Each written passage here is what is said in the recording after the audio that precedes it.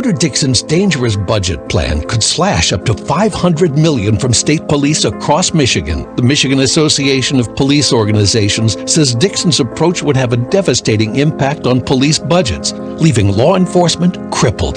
Tudor Dixon's devastating plan would mean less cops on the street, making Michigan less safe. And today we have a very special guest, Tudor Dixon. She is a Republican gubernatorial candidate from Michigan. Welcome, Tudor.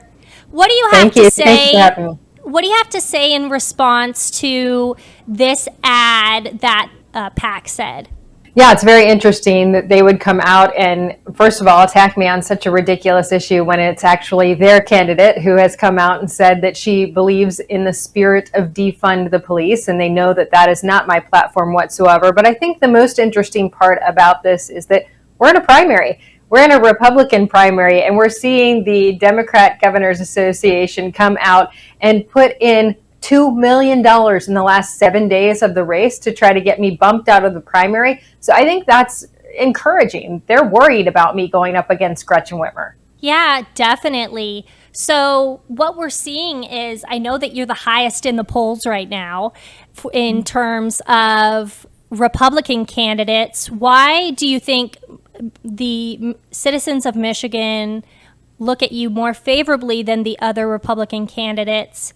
And do you think that's why the Democrats are scared of you? I think it is, because my background is one of not only communications, but also manufacturing. So I come from a manufacturing background. Right now, the state of Michigan is really going after a lot of our small businesses like that, our large businesses and our small businesses. So I've put in the work in the last year of talking to business owners across the state, and they all say, listen, we're up against a government that is Big Brother constantly in our business, trying to get us shut down. And you get it. You understand that. So I think from that perspective, I have a knowledge of small business in the state that the other candidates don't necessarily have. And then I'm also a mom of 4 school-age girls. So as we've walked through this pandemic, I'm walking alongside those parents who are saying, gosh, our kids were kept out of school longer than almost any other state. They need to catch up. What can we do to get them caught up? And what is Gretchen Whitmer not doing? And I think they like that contrast of me as a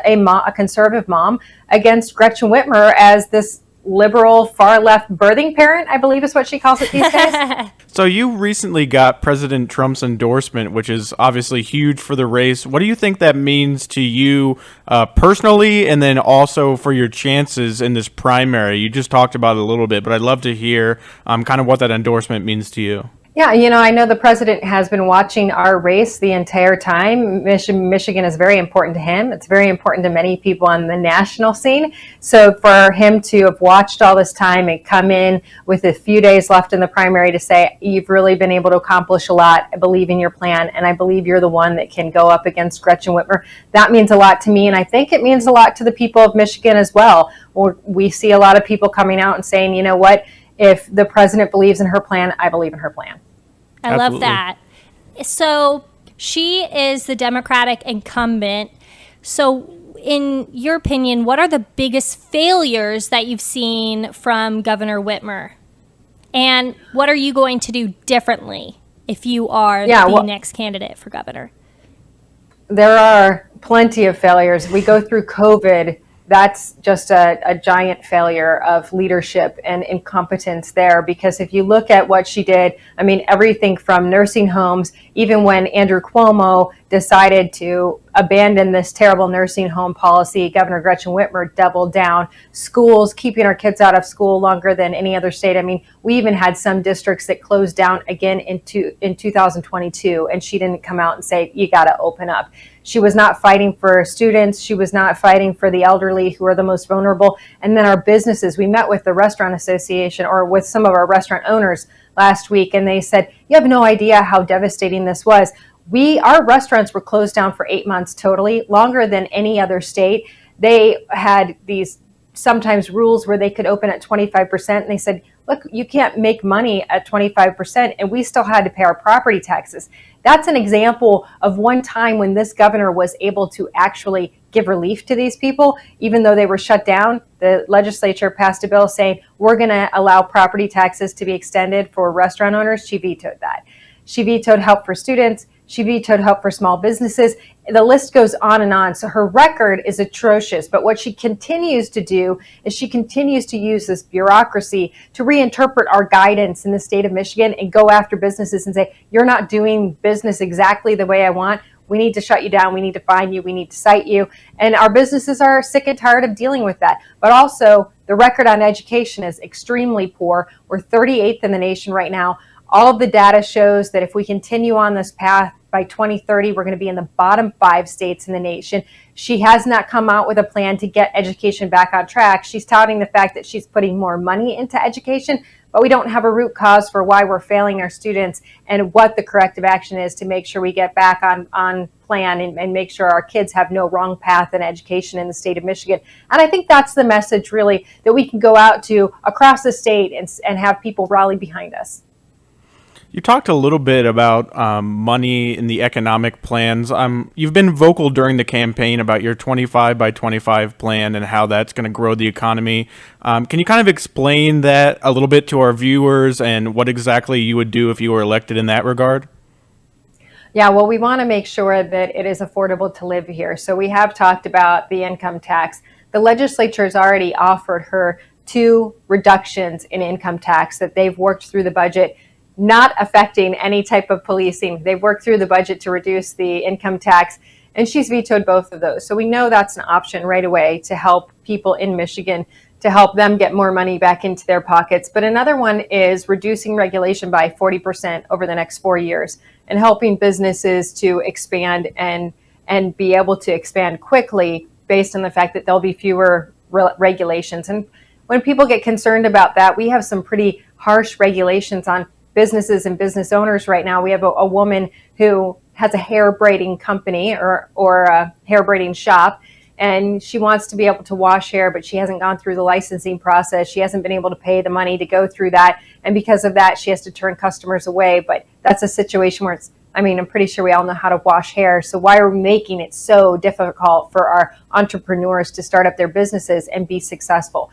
We can reduce that regulation. Another thing is we're a manufacturing state. That's our number one industry. We've removed a lot of our tech and vocational schools over the years. We want to bring those back, and we want to really promote that within our middles and high schools so that students graduating can look at this and go, oh, that's the right career for me. Maybe college isn't right for me, but maybe it is the right thing for me to go into a skilled trade. And then we can kind of boost up our manufacturing industry and make sure that we're strong there again. That's great. What do you plan to do for education? You talked a little bit that Governor Whitmer is going to focus on that. What are you plan to do for that?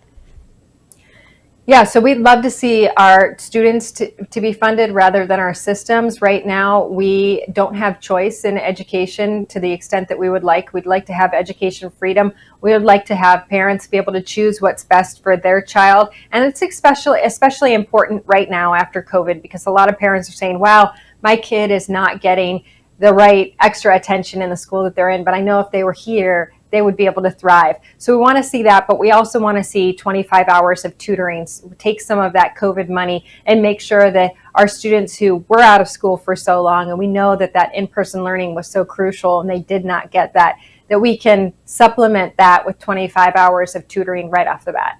So I was wondering, what role does faith take in your candidacy? Honestly, I don't know how anybody does anything without faith, but for me, it's very important. And that was part of our decision in making the decision to actually run for governor, was sitting down and having a prayerful discussion about that, talking with the girls and praying with them. And then honestly, it's just one of those things that I live that every day. And I have seen so many times when I know that this has been a blessed campaign because things have happened in this campaign that I certainly couldn't have done on my own. And it's kind of neat to see those sort of biblical moments that you've only read about and go, wow, I've actually seen hearts open and minds open and this movement come together to bring back these values and make sure the state thrives and to focus on family in a unique way. It's been very exciting. Yeah, along those same lines, I wanted to ask you about Governor Whitmer. Obviously, she's been staunchly pro-abortion throughout her entire tenure as governor. She recently vetoed some funding that would have gone to crisis pregnancy centers. What would you do differently in that regard in the fight for life? Yeah, when you look at what she's recently done, you're talking about the pregnancy centers, but she also vetoed grants for parents who are looking to adopt. She also vetoed money that would go to women who are looking for, pregnant women who are looking for safe housing. So this is a situation where, like you said, it's pro-abortion. It's not pro-choice. This is pro-abortion. But for us, we want to make sure that we're building up the family. We want to make sure that people understand their options. She also vetoed funding if you were giving these young women education on adoption. So we want to make sure that young women are aware of what their choices are for adoption, that families around the state can adopt in an affordable way, and that we have safe housing, certainly safe housing for young women, but also that we're incentivizing businesses to come around families instead of saying, hey, you know what, we'll fly you out of state if you want to have no family whatsoever. Let's have a corporate America that loves working moms. And when I say that, I want to see companies that are saying, we're going to pay for your healthcare to have this baby. We're going to make sure that you have childcare, and we're going to make sure that you have family leave, and that we're going to be family friendly. And I'd love to incentivize those businesses to come to Michigan and make sure that we are a family friendly state. I think that's a great solution.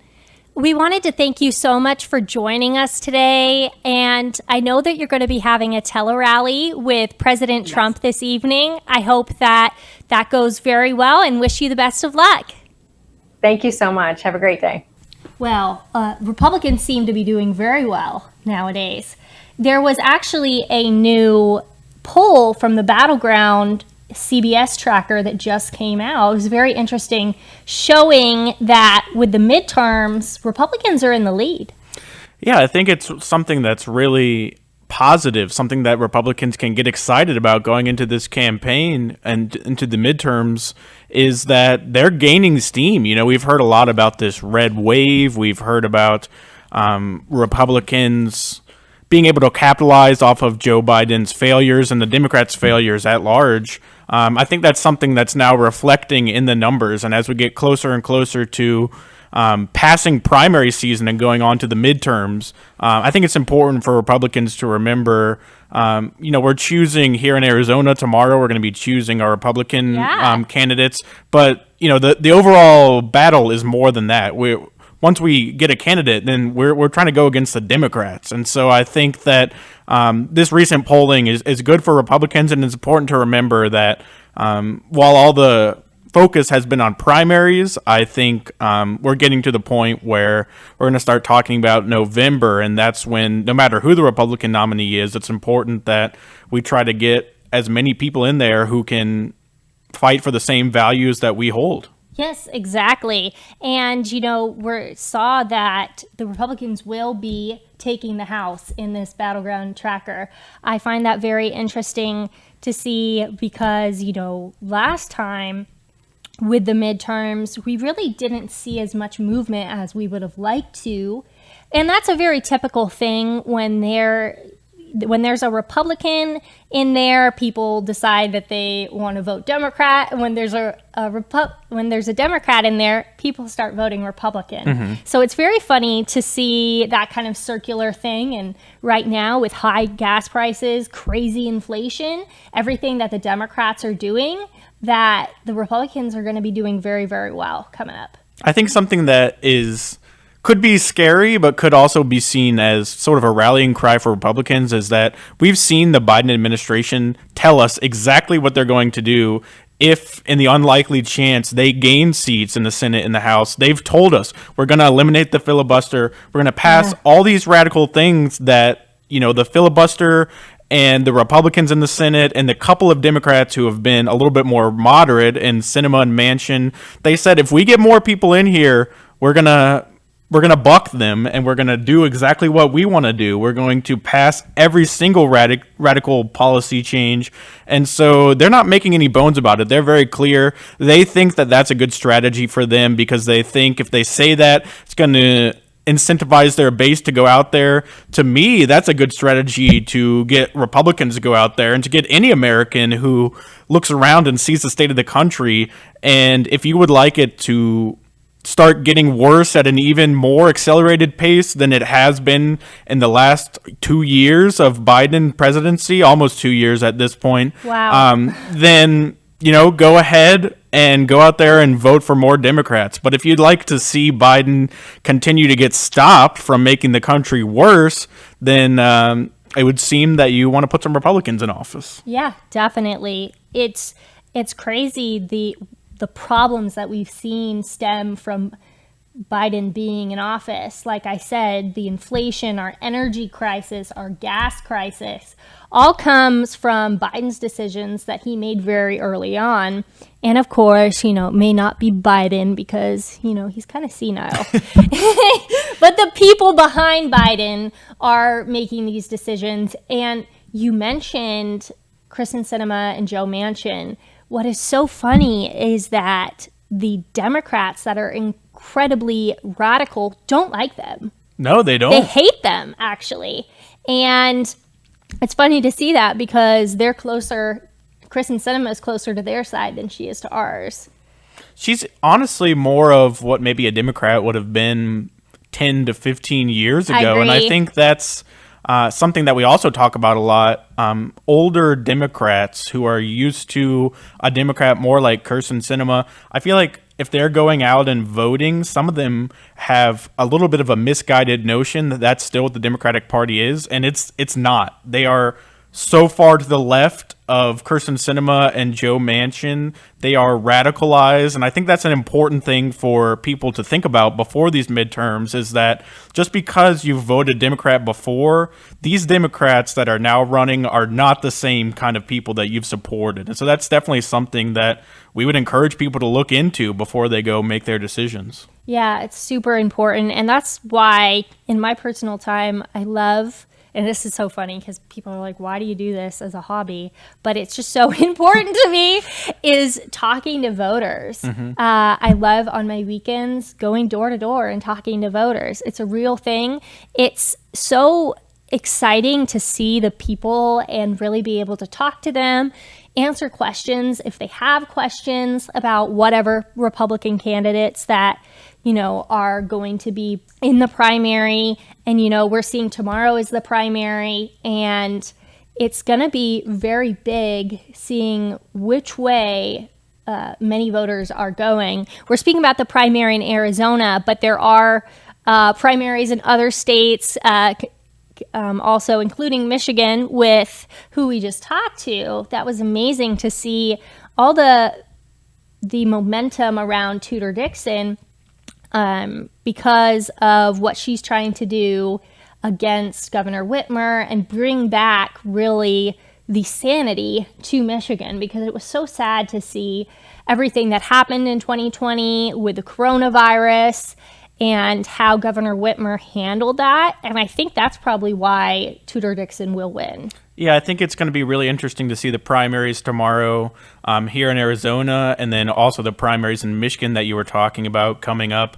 I think both of them will give us a good indication of how powerful President Donald Trump's endorsement is, because here in Arizona, you have what many people say is a hotly contested race between Kari Lake and Karen Taylor Robson. Kari Lake having the Trump endorsement, Robson having an endorsement from Pence.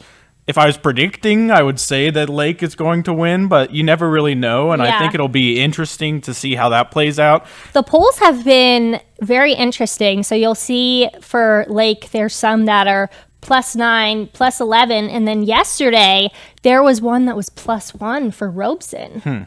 And so, it may be a dead heat. We don't know what the outcome of this is going to be. I know a lot of people are like, oh, Kari Lake's going to automatically win, but we don't always know how reliable polls are, but it will be very interesting to see what the voters have to say, because they are two very different candidates.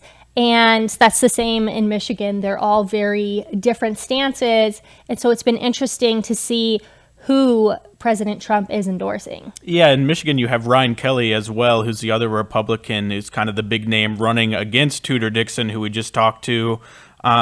Again, I think Dixon is certainly the favorite in that race, but it'll be interesting to see how those play out. And if the candidates who Trump did not endorse end up winning, what does that mean in the future for his endorsements? I'm sure that the establishment media will try to say that it means he's completely defunct. I don't think that's true, but it is an interesting conversation about how influential he's going to be on these primaries, and even when it comes to the midterms in November.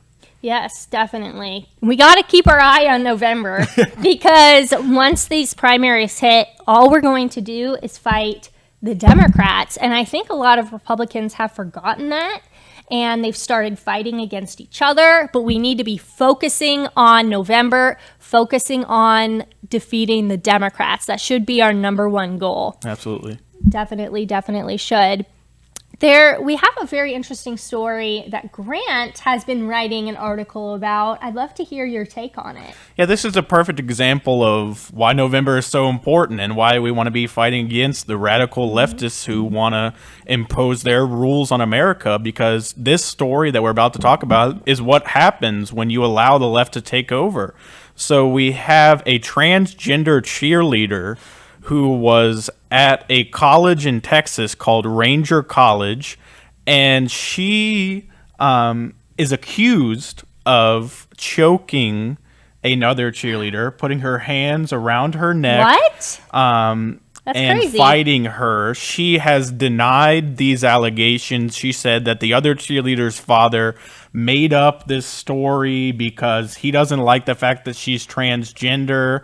But she's also on video going up to this student's room, threatening her, telling her, "Don't effing talk to me," and telling her that she needs to watch her back. So that's really the rhetoric that the left does, though. Watch your back. Don't talk to me. They put up these very aggressive things with Republicans. Yeah, it's very interesting because... Or conservatives. You know, she may not even be a Republican. She may be a conservative. Right. I mean, maybe she just doesn't want men to be on this women's cheerleading team. Maybe she doesn't feel comfortable being around a man in this situation. I don't know if this transgender person was allowed in the locker room. I don't know how anything like that was working, but you can see how if you're a cheerleader and there's a man who's dressed as a woman and who believes that he is a woman cheering alongside you, that could certainly be uncomfortable. So, I mean, I can't blame a person for having some questions about that. Yeah, that definitely is very interesting. I was a cheerleader myself, so I did it in college, and I'm thinking, I don't know how I would have reacted to that specific situation. I remember specifically, we were always trying to get men because they are so much stronger. So it's actually a big get for cheerleaders to have men on their team. So it's interesting to see that. And then, but the angle of being transgender, and he actually says some pretty vile things. It was pretty graphic. I will tell everyone to just look for yourself on the article that Grant writes. I am not going to say what this trans cheerleader said, but it was actually very awful. And it was something that I don't think that you should be saying. Had to do with nether regions. So yeah, we really need to be paying attention to this, especially with the FDA just coming out saying that some of the hormones that are being given to children as hormone blockers for gender supportive therapy are actually pretty dangerous. Let's show this tweet. So you can see here, there's a study, and this was put out by Sonia. And she said, it vindicates those who have long been raising concerns about the lack of evidence and potentially the life-changing, damaging impacts.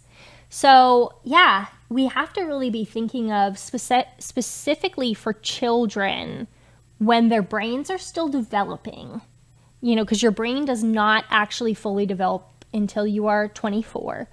And even your body doesn't fully develop till you're 24. I actually had a growth spurt at 23, which was very interesting. And so we need to be thinking about what ingredients are going into our children.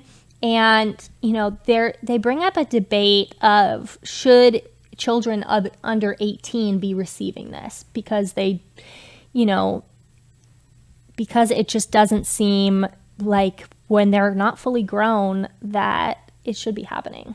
Yeah, this is one of those issues that, you know, you're not allowed to talk about on Facebook. They're 17 and they're taking different hormone blockers, puberty blockers, whatever it is that they're taking. We don't know what kind of effects that's going to have down the road. And you're not supposed to bring that up in the eyes of the left, but it's a legitimate question. And this study is showing that maybe some of the concerns that Republicans have been bringing up might be coming to fruition. And I don't know if it should just be labeled as Republicans bringing it up. Right. Because I think that this is an issue across the board for our children. Anybody who cares about what you're putting in your body, you know, people that are organic, try to stay away from preservatives, MSG, different things like that, and are very careful about what they put in their body, they should be thinking what's going into these children's body, because we don't know what the side effects are going to be. However, the FDA did put out that they do know some of the side effects recently, and they are not good. They're bad side effects. And there was someone recently who came out against this, and she said that she wished she never transitioned, and she calls the people that gave her the hormones despicable because she grew up and she was struggling with her mental health, and instead of giving her therapy or even giving her medicine for that, they first went to questions, do you feel like you're a boy? And instead of addressing that she had mental health problems. And she talks about how as she gets older, she gets a double mastectomy. And right after that, after she no longer has her breast, she's like, I'm not a man. I can't believe that I just did this. And it really hit her suddenly. And now she had a case that came out suing the clinic that gave her those hormones. It's really sad because I think we're going to start seeing more and more cases like this. And that is a result of these hormone blockers and these puberty blockers being marketed as this catch-all solution that's completely risk-free.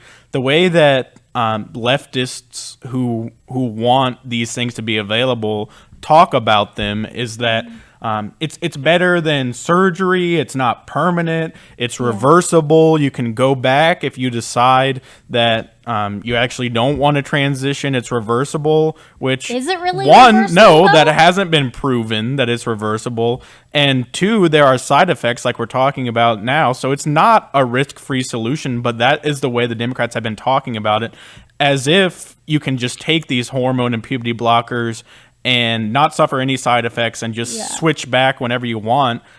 There's plenty of evidence to suggest that that's not the case, and they're not being honest about that. Yeah, this woman, she shares that as she was going through high school, she was getting hot flashes. She was struggling with her grades because she felt so sick with these hormones. And, you know, she wishes, you know, my grades would have been so much better if she had not been on those hormones. Mm-hmm. And so it's interesting to see, you know, all those side effects that this particular person had. Let's show this video of her talking about the court case that she's doing. I'm delighted at the judgment of the court today. It was a judgment that will protect vulnerable people. I wish it had been made for me before I embarked on the devastating experiment of puberty blockers. These drugs seriously harm me in more ways than one, and they have harmed many more, particularly young girls and women. This judgment is not political. It's about the protection of vulnerable children. Please read it carefully. It exposes a complacent and dangerous culture at the heart of the national centre responsible for treating children and young people with gender dysphoria. Wow, that's just a harrowing story, and she's so brave to speak out because, as I was learning more about it, she says, all my friends have abandoned me because that was my life. I wasn't me, I was a transgender. And so all my friends are gone now. Yeah, I mean, that's tough. It's tough to hear. And this is exactly what we're trying to prevent from happening. We're not trying to say that we should be, bullying people or telling them that they're wrong for feeling different or whatever. We're just simply saying maybe transitioning your gender or taking these medications is not the best way to deal with having questions about your body, having questions about growing up. Those things are normal. Especially being underneath 18. Right. And that's actually what the court case is the court case is saying under 18, you shouldn't be able to do it. The question is not, should you be able to do it? The question is, should a child be able to do it when their brain hasn't fully developed and their body hasn't fully developed? And, we don't know with, she talks about, what if I want to be a mother one day? And that's gone now. And so it's very, those hormones suppress those things that, she may not be able to carry a child now. And that's probably what we're going to be seeing in the future. There's been so many people coming out about detransitioning recently. And thank you, everybody that's been doing that, because I can't imagine how difficult that would be to go up against the left. Let's show this photo of her as well. This is her as a little girl, as a young man, and how she looks now in front of the Tavistock Clinic where she, was given those hormones. And so thank you so much for doing this, because it's incredibly, incredibly brave. Absolutely. It's something that the left doesn't want to let get out. And so for her to come out and be able to tell her story is incredibly empowering. And we're very thankful. And hopefully that story can, save some other people from going through the same thing that she had to go through. Exactly. Well, thank you for tuning in with us today. We will be here Wednesday and Thursday as well. We are here every Monday, Wednesday, and Thursday. So thank you and have a great rest of your day.